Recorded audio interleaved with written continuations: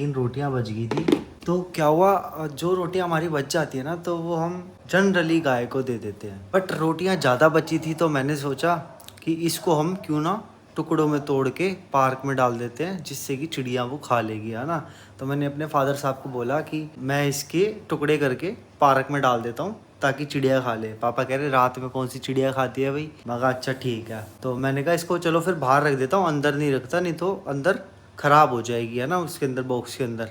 तो फादर साहब कह रहे बाहर चींटियाँ खा लेगी। तो मैंने कहा अगर चींटियाँ भी खा लेगी तो क्या दिक्कत है उसमें। कह रहे अरे नहीं यार गाय को डालेंगे हम। तब मैंने सोचा कि गाय को डालना ज़्यादा इम्पोर्टेंट है, ना कि किसी जीव का पेट भर जाए वो इम्पोर्टेंट है ना।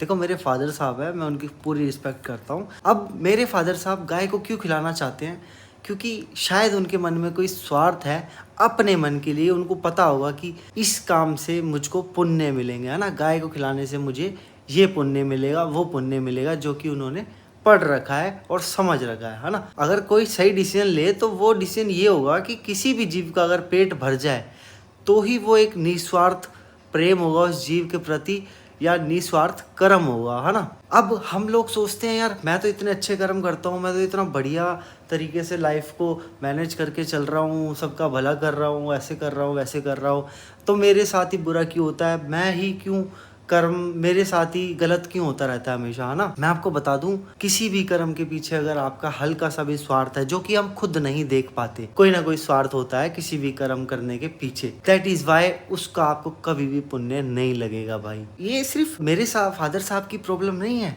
ये 99% ह्यूमन बीइंग का नेचर है। हमारा निस्वार्थ भाव होना बहुत जरूरी है किसी भी कर्म को करने के पहले। ये भी ध्यान रखना निस्वार्थ होने की इच्छा भी एक इच्छा है स्वार्थ की, क्योंकि हम निस्वार्थ होना चाहेंगे तो वो भी एक स्वार्थ है कि निस्वार्थ होकर अगर मैं ये कर्म करूंगा तो शायद मुझे पुण्य मिल जाएगा। एक मन की भावना और एक करुणा ही आपको असली रिजल्ट देती है इन चीज़ों के।